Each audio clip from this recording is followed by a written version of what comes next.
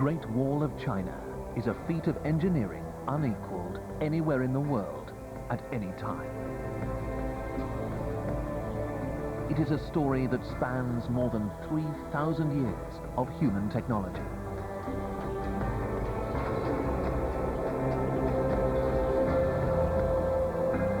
The history of a nation is told in the battlements and ruins that stretch for more than 7,000 kilometers, from the mountains of Korea to the inhospitable wastes of the Gobi Desert.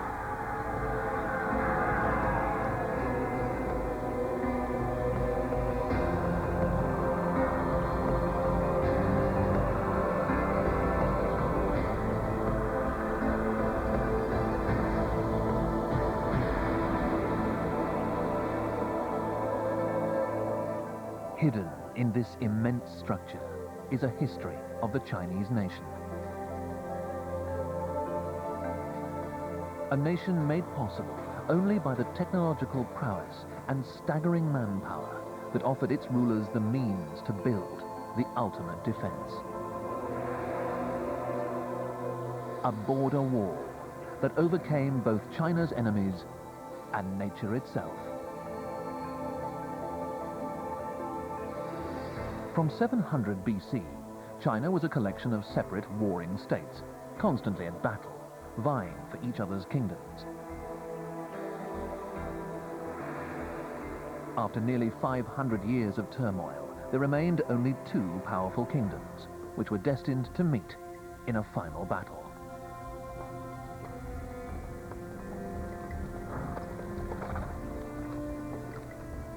The victor would reap the greatest prize, the richest and most technologically advanced nation in the world.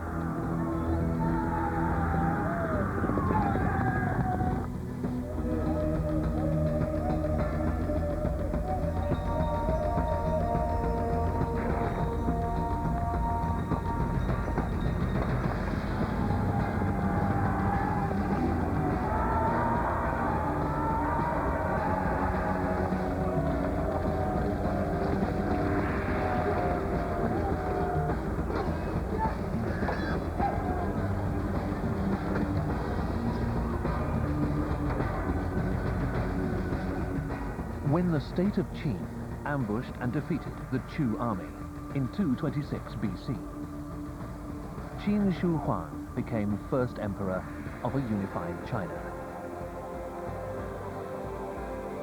But this superpower now faced a tougher enemy, the nomadic Xiongnu of the north.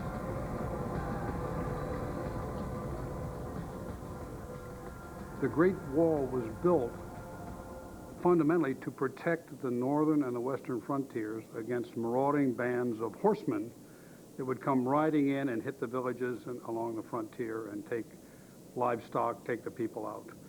Light cavalry, if you would prefer. China's border with the Xiongnu ran along the northernmost lines of arable farmland.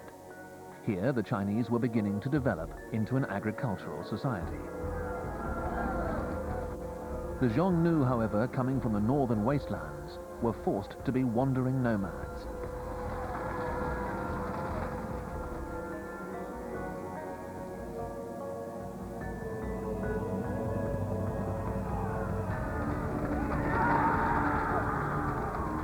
It was a clash of culture, settled Chinese farmers against Xiongnu warriors.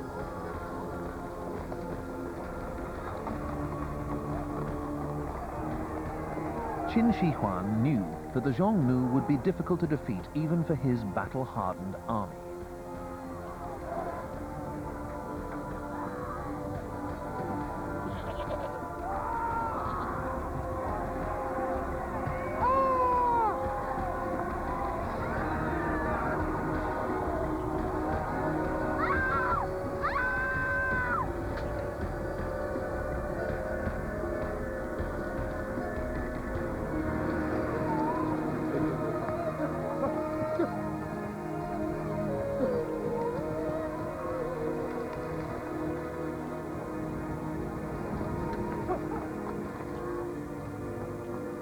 The stability and prosperity of the new emperor was threatened by these marauding hordes.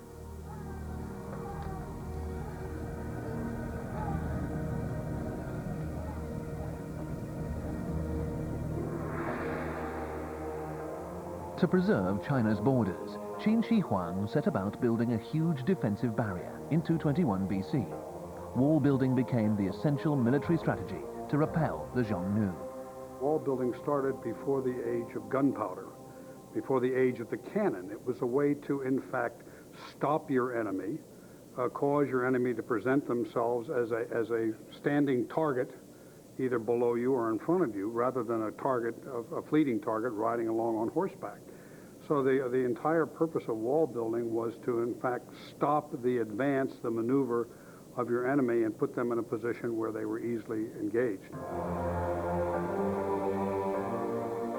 Qin Shi Huang's Great Wall, the first Great Wall, was the most ambitious engineering project of ancient times. Well, the Great Wall is built of earth and stone, much as the ancient pyramids in Egypt are built in earth and stone. But the scale of the Great Wall of China is so very different. In the pyramids, we think of those teams of slaves dragging stones up and laying them one after the other, and we think of that as an enormous effort. The Great Wall of China is perhaps 30 pyramids, 30 great pyramids, thousands of miles long. The level of effort to build the Great Wall of China is just far greater than anything that the ancient Egyptians ever achieved. It's an extraordinary achievement. To build this fixed defense, stretching nearly 5,000 kilometers, the emperor selected his most able general, Meng Tian.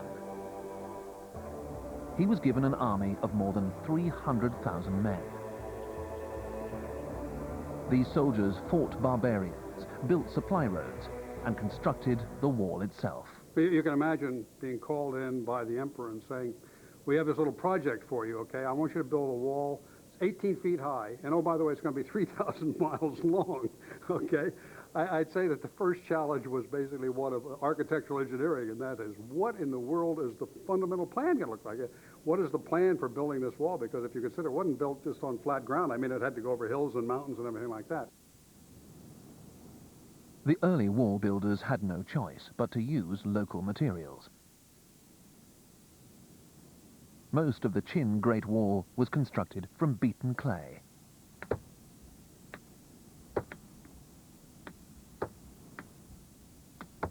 These men are using the same methods to restore a section of the wall. Stone was not always available, so tamped earth became the first choice of building material. The builders here carefully selected earth from at least 10 centimeters below the surface, so that it doesn't contain seeds or grasses, which could germinate and undermine the strength of the structure. Teams of men then pound the earth into 10-centimeter thick layers, which are built up to the final height, in this case, 6 meters.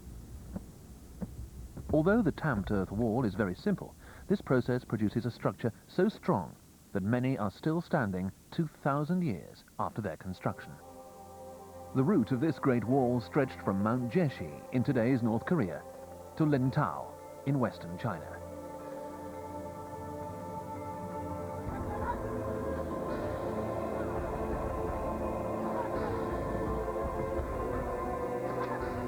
In just 10 years, they had built a wall along the entire northern border.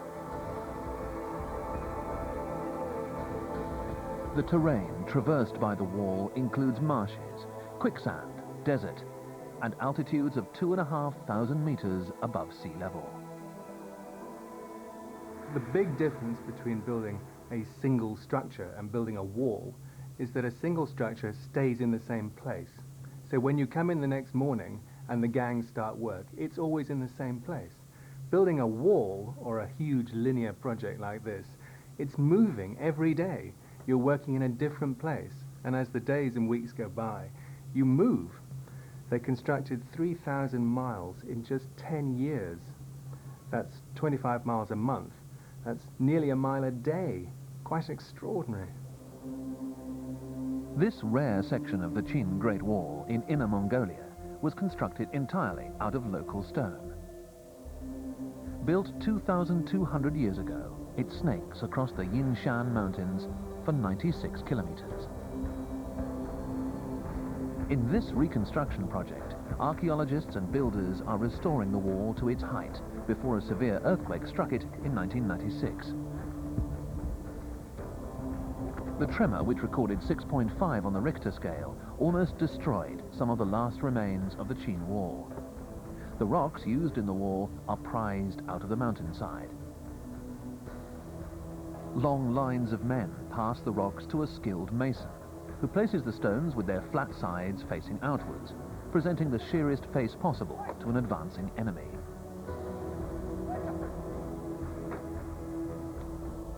These large rocks are then locked, with smaller fragments filling the gaps. The most remarkable feature about this dry stone wall is that the Qin builders pushed this simple technology to its limits. Had they built the wall any higher, it would have turned in on itself and collapsed.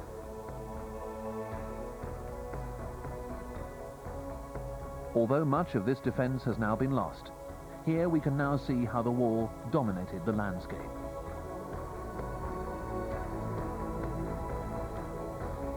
The ruins of this dry stone wall are now about 2.5 meters tall.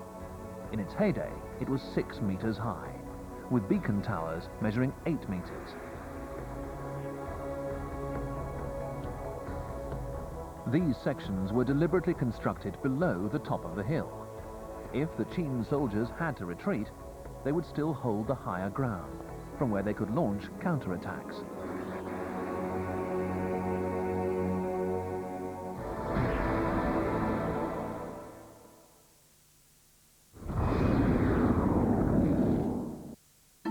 These films show moments in history, but who are the people who fought this war? This ancient ruin was once a magnificent building. But who built it and why? This man is the spiritual leader of one of the most popular religions in the world. What was his journey? Everyone has a place in history. Explore your past with History Night, tonight from 9 on Discovery Channel. A killer is at large. You have a body, no motive and minimal clues. Where do you turn? Only a criminal profiler understands a killer's psyche. The profilers also describe the killer as being a neat, meticulous person, methodical, and very compulsive. Step into the mind of a murderer. Scene of the crime, part of Reality Night, Friday at 10 on Discovery.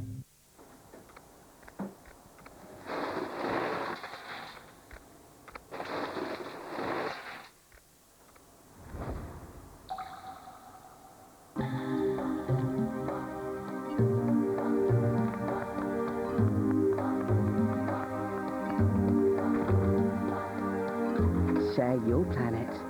Animal Planet.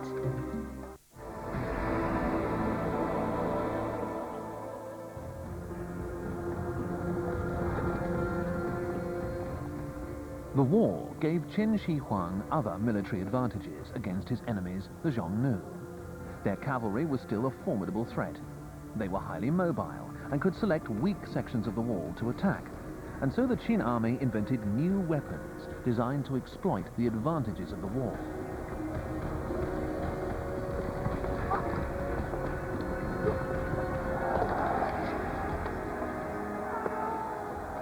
The most deadly of these weapons was the crossbow. This instrument of death could fire arrows more than 230 meters with amazing accuracy. The Qin also developed iron casting techniques which produced the first iron sword.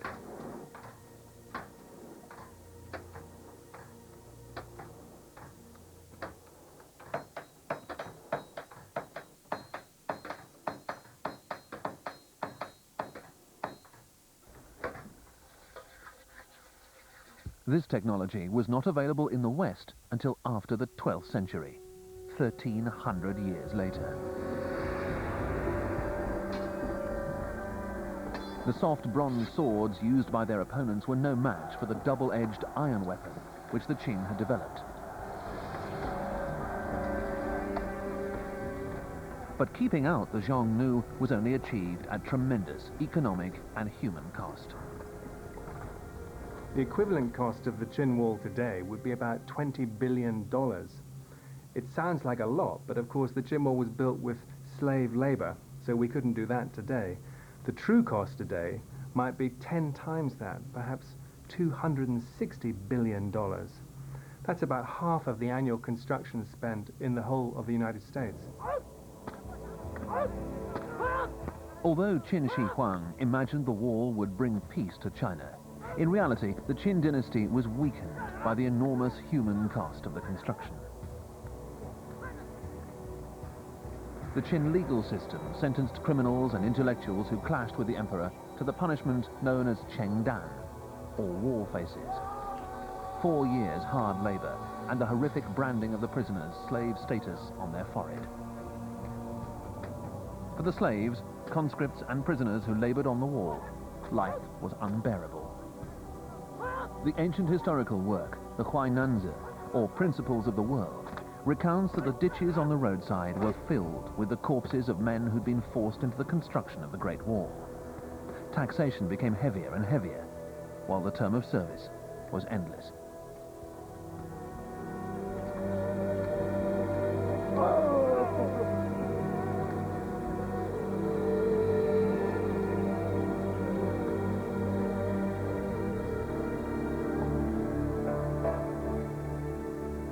Many believe that the wall is full of the remains of the dead. But the deputy director of the Chinese Great Wall Society, one of the world's leading authorities, disagrees. To discover whether the bodies were interred in the actual wall or buried nearby, we investigated many sections. We found no bodies in the wall, but the remains we did unearth were all buried nearby. This shows that the workers were buried near the Great Wall and not added to the filler as legend has it. There is a logical reason for this. The bodies will decay and affect the stability of the wall.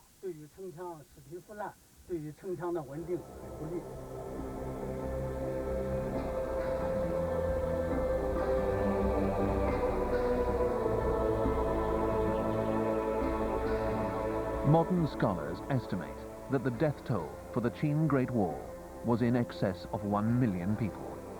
No society could sustain such a terrible burden.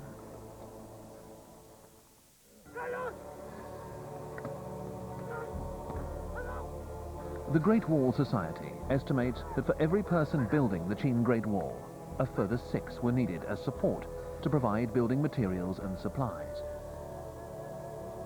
This means that an incredible 3.5 million people, or 70% of the 5 million population of China at that time, would have been involved in building the Qin Great Wall.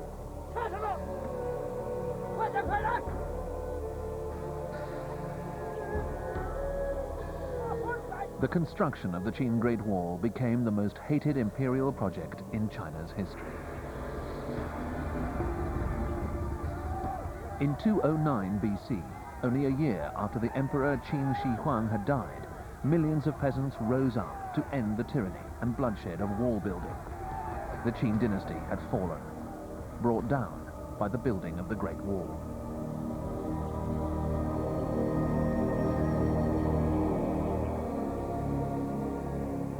Within 10 years, the Qin Wall was a neglected ruin. Once again, the northern border was at the mercy of the Xiongnu.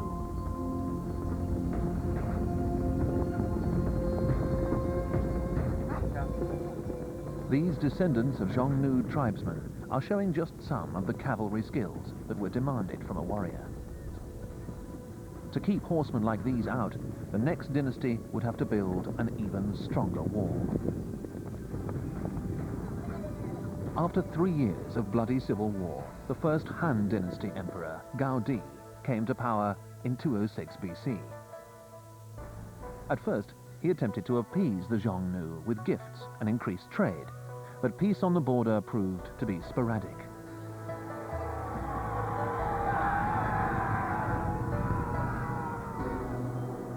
Han leaders launched a massive assault against the Xiongnu, forcing the nomads north.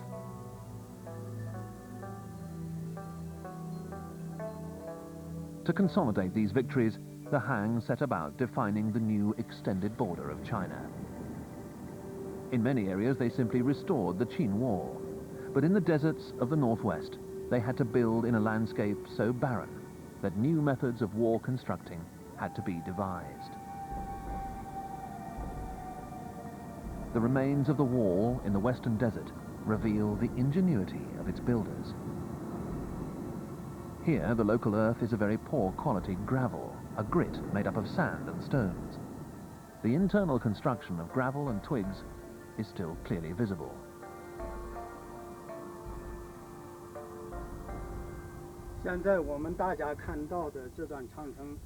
This part of the Great Wall is unique. The method and materials used to construct it are very different from those used in mountains and lowland regions.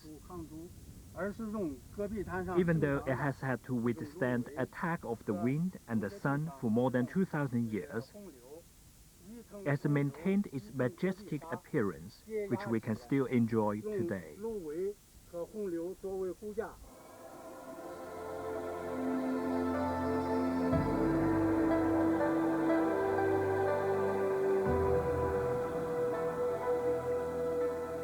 In the Gobi Desert, red willow is one of the few plants to survive the intense heat of summer and the freezing temperatures in winter.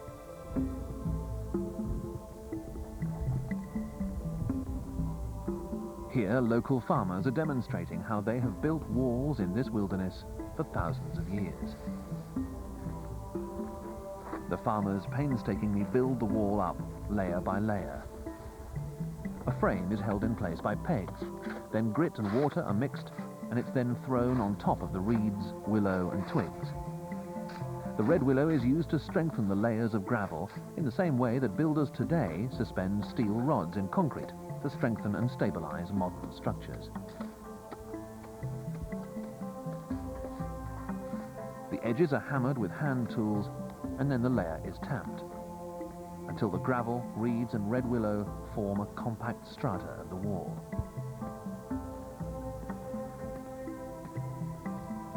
This tamping process on a wall this size can take up to an hour for each layer.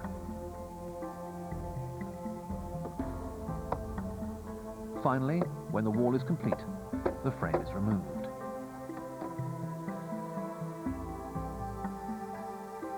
This small 1.5 meter high wall took 6 people 2 days to build. Using these techniques and hundreds of thousands of men, the Han were able to build far into the desert.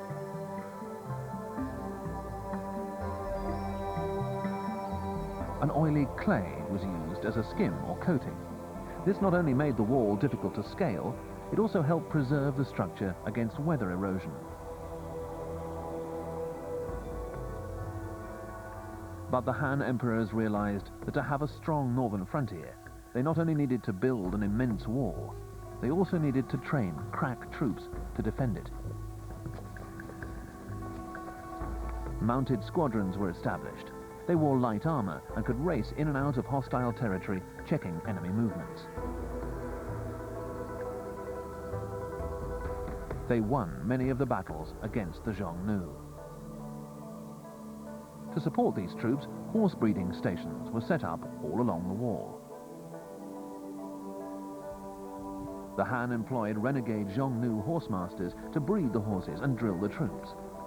By the time the 6th Han Emperor Wu Di came to power 66 years later, the Xiongnu had been crushed, and a wall had been extended by 480 kilometers, far into the Gobi Desert. If you look at the Han Dynasty and the function of the wall at that time, first of all, they extended the wall out into the Gobi Desert. They extended the wall across many principal trading routes, okay, with the West. And obviously the only way you were going to go into China was through the gates in the wall. So those gates really became, and the towns where these gates were located, really became centers of commerce. In many cases, people were not allowed to go beyond those gates, and therefore the trading function all took place at those particular gates. They were really the portals of trade into China. A perfect example of the wall's trading function is found at the beautifully preserved ruin at Yumenguan, or Jade Gate. A thriving market was established, which traded in jade, camels, horses, gold, spices, silks, wool, and precious stones. Built in 101 BC, this fort was 8.5 meters high and covered 6 square meters. Up to 700 soldiers would have protected the community of nearly 8,000 people. Emperor Wu Di used this new section of wall to encourage this trade and stationed thousands of soldiers to guard merchants and caravans traveling the Silk Road, the vital trade route to the west. Here we can see how archaeologists believe the fort was designed. It shows how the Han Dynasty protected vulnerable mountain passes. The inner stronghold was protected by an outer wall. Another wall traversed the entire length of the pass and connected to the Great Wall nearly 5 kilometers away.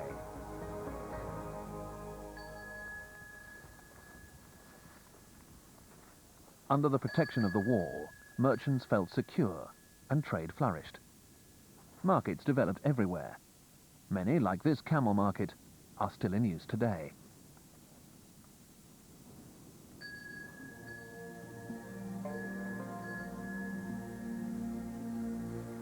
This section of the wall accumulated tremendous wealth, and the town that grew up around it became known as Heqiangcheng, peace and prosperity. In this massive warehouse, built entirely from mud and red willow, the Chinese stored weapons, uniforms, and horse supplies for their armies guarding the wall. It is 140 meters long and 35 meters wide, and it's 7 meters high. This building is well preserved because the atmosphere in the Gobi Desert is very dry. The total rainfall rarely exceeded a few hundredths of a centimeter each year. The holes in the side of the structure reveal the position of the original doors and windows, but the strong desert winds have eroded them into larger cavities. But the Han Wall became more than just a trade route and a barrier to keep out the enemies. It became vital for communication. Along its ramparts, messages could be sent from one end of the empire to the other with amazing speed. All along the northern border, beacon towers were built every 25 to 50 kilometers.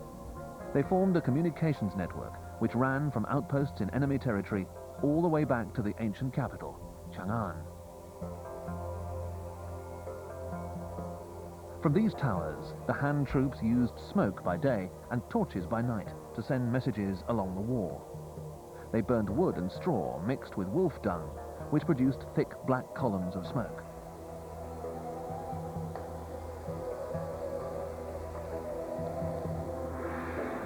The code of these signals was strictly governed by Han statutes.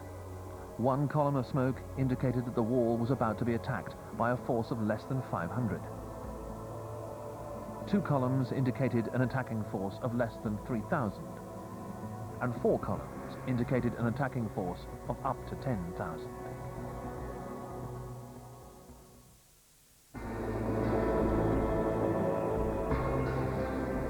China waited another 1,300 years before the third period of wall building.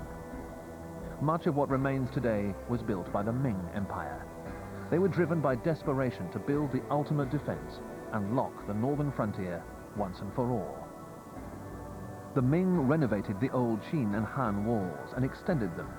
The Ming Great Wall stretched over 7,000 kilometers, from the Korean border of Dandong to the fort of Zhuayuguan in the western desert.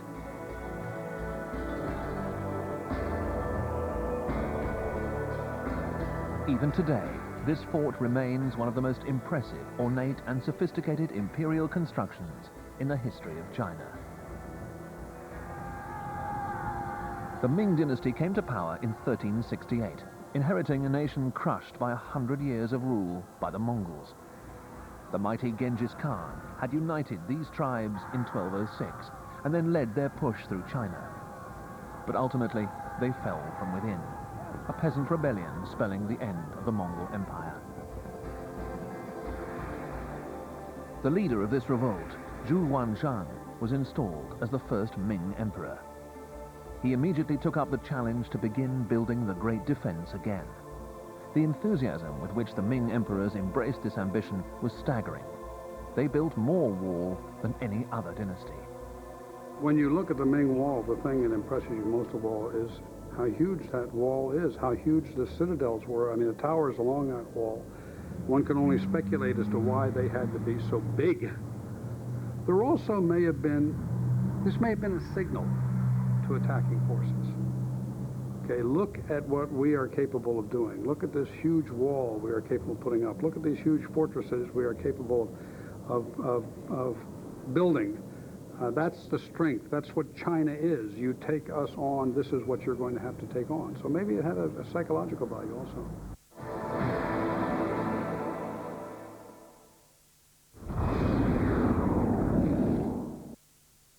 They are masters of hand-to-hand combat, supreme fighters, devoting every aspect of their lives to intense training, whether practicing ancient techniques or more modern methods of fighting. A true warrior's strength of body must be equaled by the power of their mind and spirit. Warrior Anthology, Friday at 11, only on Discovery. At Discovery, we realize there are places that, for one reason or another, you can't get into. They may not welcome strangers. You may not have the right authority. And you probably can't take your camera. Which is where we come in.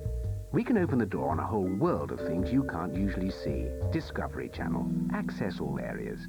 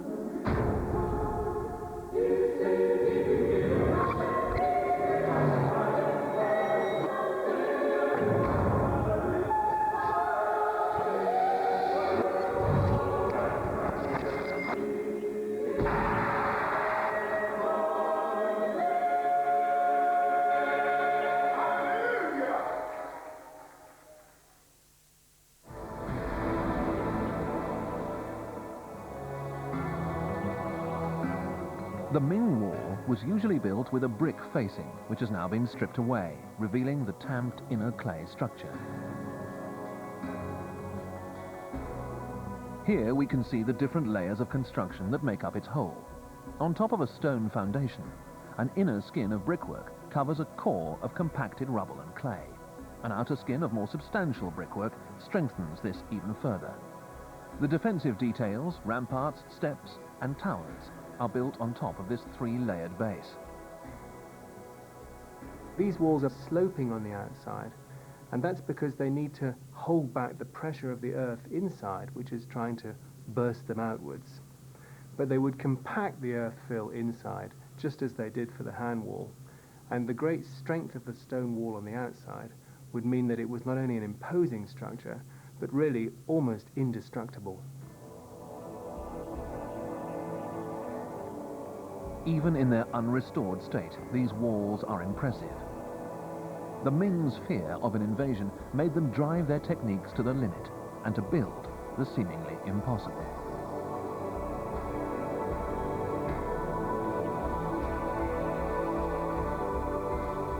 Here at Sima-Tai, the wall is a staggering feat of engineering. This section ascends razor-sharp mountain ridges that climb at an angle of 70 degrees, 2,200 meters above sea level. In places, the walkway is no more than 50 centimeters wide, with sheer drops on either side. Not surprisingly, the wall here is completely unrestored.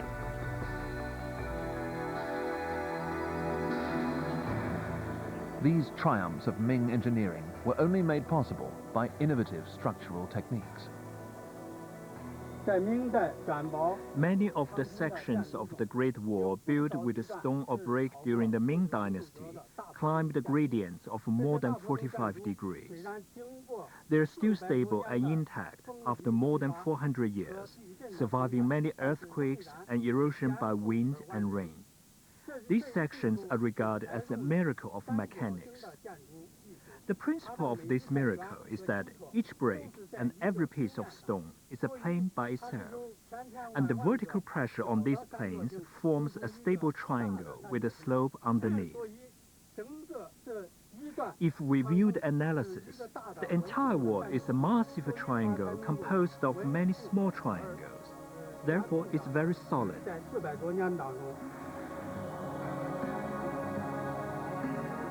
Unless the gradients exceeded 45 degrees, bricks were laid parallel to the slope, hugging the contours of the mountains.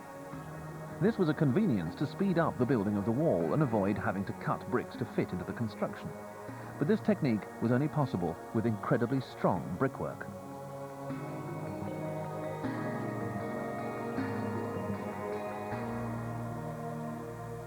The bricks they used were not like modern-day bricks. We decided to put a copy of a Ming Dynasty brick to the test.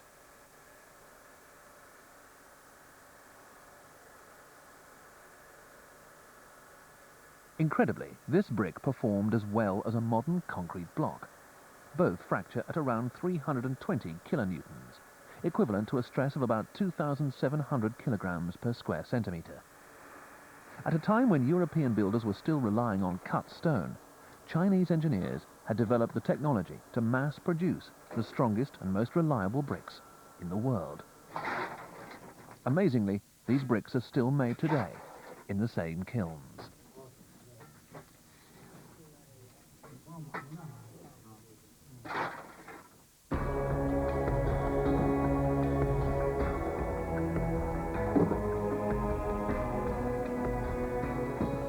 This brick factory near the wall dates back to the Ming Dynasty.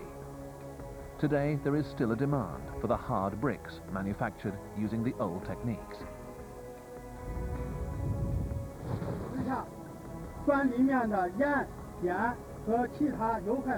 Mr. Zhao of the Great Wall Society is explaining this brick-making process to Dr. Oliver Moore, a visiting British historian who is researching Ming engineering. This kiln shows us the traditional method of making bricks for the Great Wall. This is a horseshoe kiln, so called because its shape, wide at the base and narrow at the top, resembles a horseshoe. The bricks are stacked right up to where we're standing and then covered with a layer of mud. They're fired from below for a minimum of 7 days, reaching temperatures not exceeding 1150 degrees. After 7 days, water is poured all over this top, which is sealed, and it slowly seeps through, cooling the kiln and the bricks inside. This is called oxygen-reduced firing. It seals off the whole kiln and produces the familiar blue colour, which is the Chinese description of Great Wall bricks, that we see here. Modern brickmaking is a matter of hours. This whole process, the firing and the cooling, takes some 12 days. So we have to imagine that to make all the bricks for the structures of the Great Wall, the Ming must have required literally thousands of these horseshoe kilns. It is said that if you took all the bricks used to build the Ming Wall, you could encircle the Earth 5 times at the equator, with a structure 1.5 meters high and nearly a meter thick. The Ming craftsmen and builders were so proud of their achievements that they had bricks specially made with their names inscribed on the side. But it was not only the bricks that were unique. The mortar, which locked the bricks in place, was very resistant to erosion. But how it worked has been a mystery for modern archaeologists. Here we can see that the bricks have actually eroded faster than the mortar. This mortar has proved to be very resistant to acid rain. The puzzle of this super-strength mortar has now been solved. The mystery ingredient was rice flour. Here we see archaeologists reproducing the mixture in the field at a restoration project.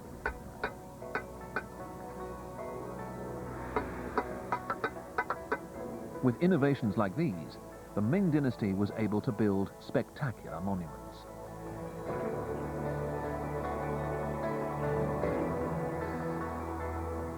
The wall at Jinshaling provides some of the most spectacular views of the Great Wall.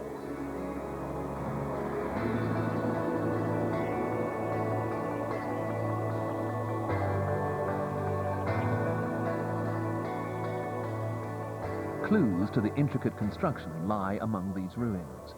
A drainage system carried water away from the enemy side of the wall, depriving the slopes of water and inhibiting the growth of plants that would give cover to attackers.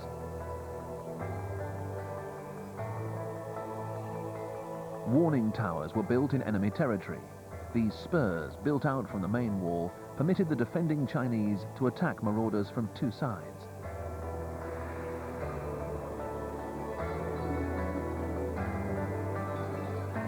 This impressive 4.5-meter high building was the central command from which the famous general Qi Guang oversaw the defense of Beijing. The armies were controlled from watchtowers built every 180 meters along the Ming Wall. In some of the towers, the soldiers slept along one side on heated stone platforms. The platforms themselves were kept warm throughout the night by a coal fire stoked through holes on the outside of the tower. Locks and bolts secured the doors and windows from within, creating a formidable fortress. From the safety of its battlements, defenders unleashed arrows and spears through heavily protected slits. Later, cannon were also used. Having discovered gunpowder, the Ming were also the first to develop the hand grenade and mines. These exploding pots would throw lethal fired clay and metal shrapnel, killing anyone in their path. Once at the foot of the wall, attackers were bombarded with stones, pushed through specially designed openings, which would then cascade down the side of the mountain, a man-made avalanche. If the marauders survived this onslaught, they would then have to fight hand-to-hand along the wall itself. Here again, every effort was made to make their advance impossible. A series of buttresses built across the width of the wall's walkways enabled the defenders to retreat from one stronghold to another, the retreating troops receiving covering fire from above.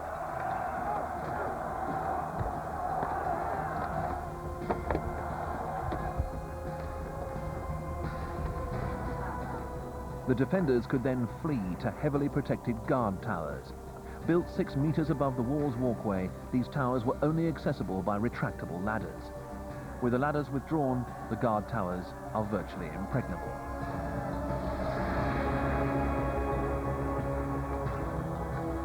Not surprisingly, the wall at Jinchuan was only breached 15 times in its 300-year existence. An attacking force never held it.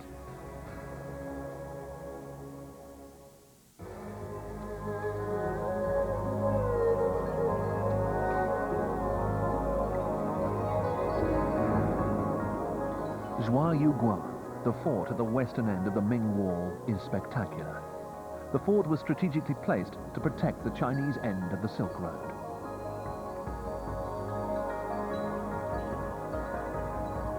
This trade route connected the ancient civilizations of Egypt, Rome, and China, and all traffic passed through this hub.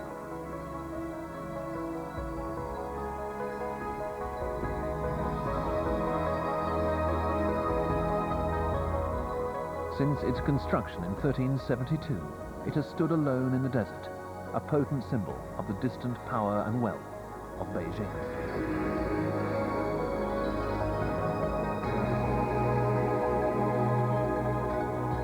An inscription at the top of the main gate boldly declares it to be the most magnificent pass in the empire.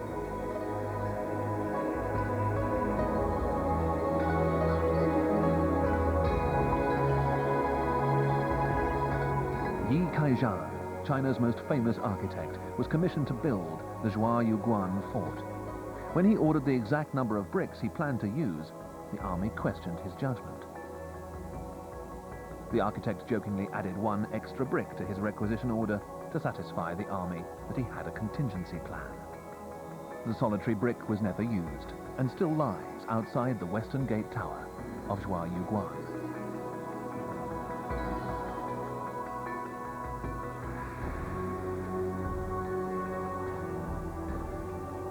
But the architect also remembered that the Great Wall was built to defend the nation.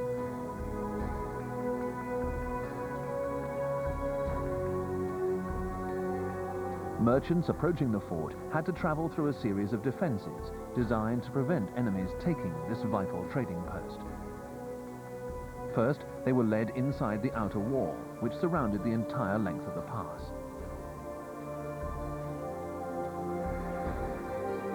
Once in the outer city, the traders had to pass through these turtle jar courtyards.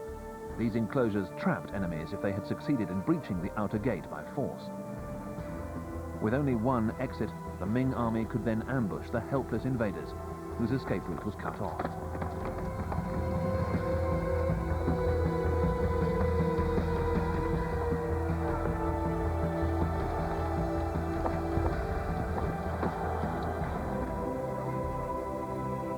After this, traders passed through the inner wall before being admitted to the inner city, the heart of Zhuayuguan. Stretching away from the fort, the wall divides the pass. And 8 kilometers away is one of the Great Wall's most magnificent sights.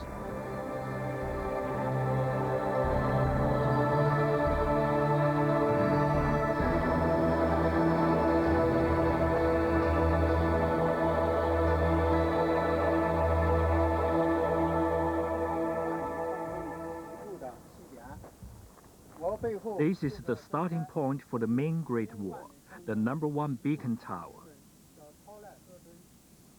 It's strategically placed with a canyon to the west and high mountains to the north and south.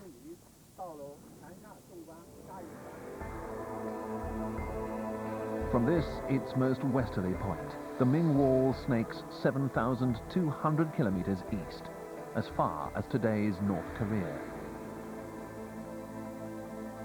But today, modern science is discovering that even the Ming Great Wall is longer than once thought. By looking at new satellite data, physicists at the Beijing Institute for Remote Sensing have revealed lost sections of the wall. This radar image of a region in Inner Mongolia is taken from 190 kilometers above the Earth.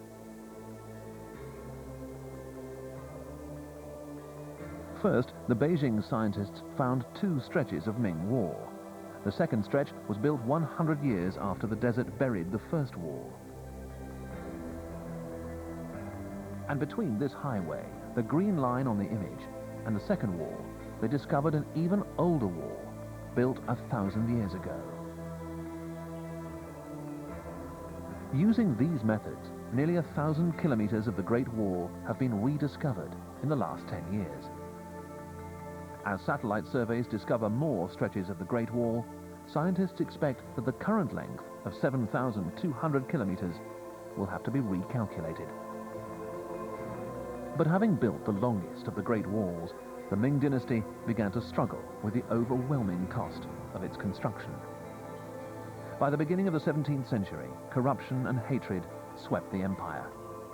Even the Great Wall could not protect a nation that was disintegrating from within. In 1644, the Ming dynasty eventually collapsed. The Great Wall became redundant as another northern tribe, the Manchu, filled the power vacuum.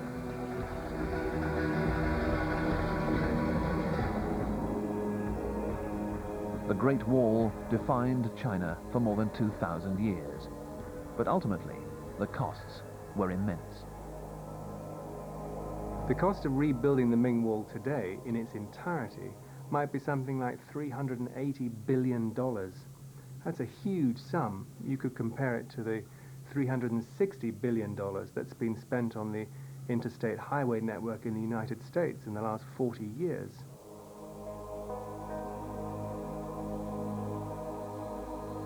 And the human costs were huge. If ancient Chinese histories are accurate, then we can estimate that one man has died for every meter of wall built. Nearly 8 million. Today, we can question whether such a price was worth it.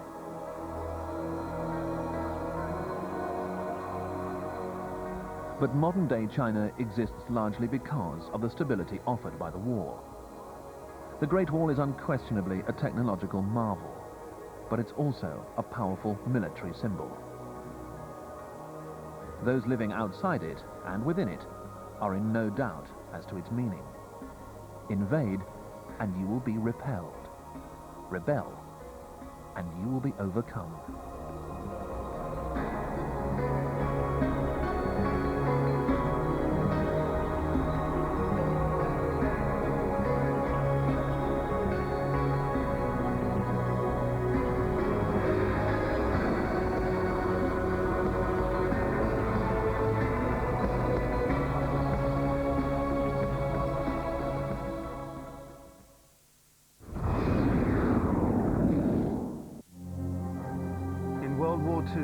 Air combat was a decisive weapon. Control of the skies meant control of the war. The right tactics were crucial. Precision bombing, night raids, complicated defense strategies. The skies over Europe were armed and deadly. For the first time, air power could win a war. A definitive study of air combat in World War II. Air Wars, Saturday at 6 on Discovery. Over 500 years before Columbus, the Vikings arrived in North America. Their ships were built with an advanced hydrodynamic design still in use today. Now a team of Danish archaeologists bring back to life that extraordinary journey. You have to be a sailor yourself to understand all the clues you find. What will they discover this time? Viking Voyages, part of History Night, next Wednesday at 10 on Discovery.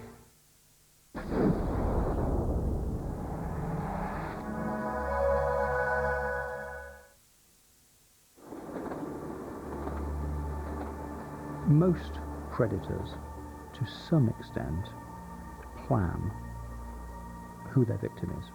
They select people who fit into either their fantasies or their assessment of whether or not they can take control of someone. Now, if, for example, they see a woman who appears to be vulnerable, then that is a fact that they take into account when they attack them.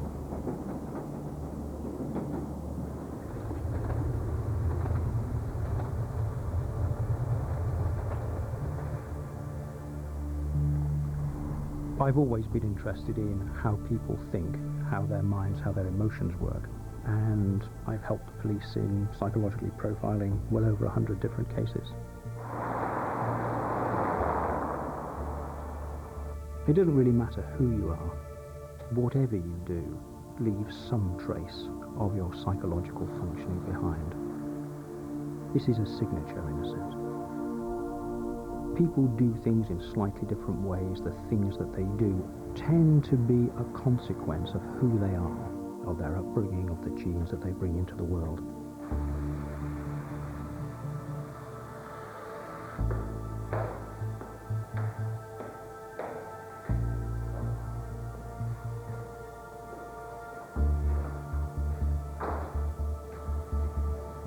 I think the extent of the information that you can or can't deduce depends entirely on the richness of the information that comes to you from the crime itself. If you have all of the information that you want, you can talk about the sex of a person, you can talk about their education, their marriage, their work, whether or not this is a first offence, whether or not they're going to offend again. And I think of a case where there was potentially thousands and thousands of suspects. Psychological profiling meant that I was able to tell the police 13 or 14 different factors that were unique to the killer.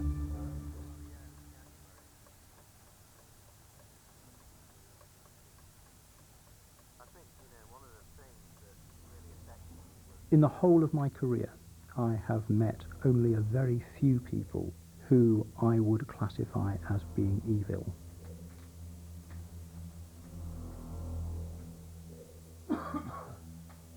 But most of the people responsible for all of the terrible offences that we see are people who are themselves damaged. They have been exposed through parenting and through early peer relationships and through school to inappropriate upbringing, and that has twisted the branch that has grown into their tree.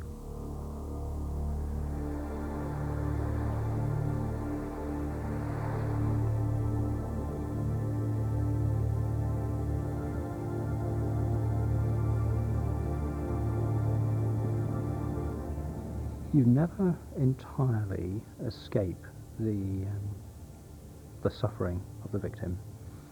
In order to do the task, it is necessary to psychologically reconstruct what it is that happened. And that means understanding what it was the perpetrator got from the offence and what happened to the victim. And I think when you've been through that loop a few times, you can't ever entirely get away from it. There is always that residual sadness.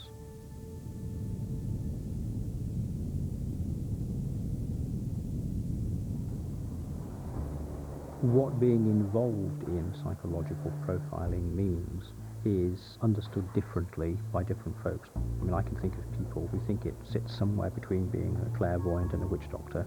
Other people think it must be a greatly exciting thing to do. I don't think it's any of those things. I think it's a very lonely task to undertake. One of the sad parts of this work is that normally, by the time I join into a case, someone has already been killed, someone has been abducted, someone has been extorted, there's a victim. But you have to be able to put that to one side, to step out of your own feelings, your own emotions, in order to answer the questions. There's time for the feeling of distress and anger, all of those things come later. I found it very important to keep a sense of perspective, to make sure that my knowledge, my awareness of crime doesn't distort my thinking so that I think the world is always a terrible place. Just that some parts of it are very grubby.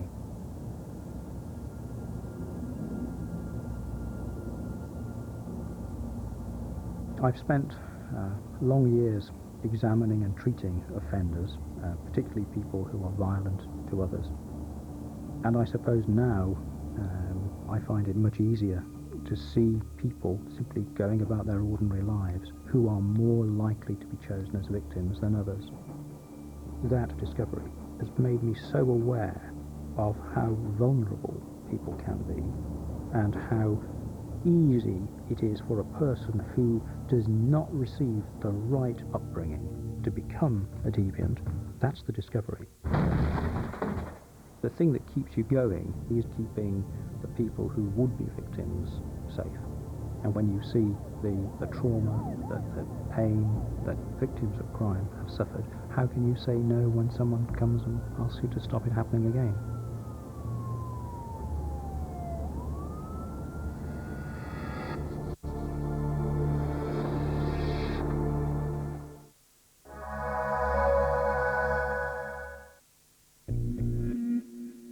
I see things you'd never believe.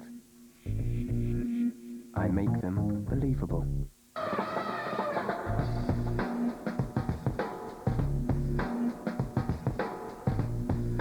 I can show you life begin and grow to maturity.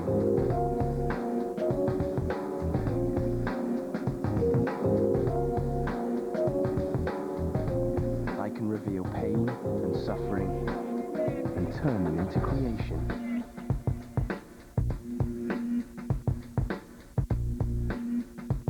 I find hope in adversity and inspiration in the stories I have to tell. I know many things. What am I?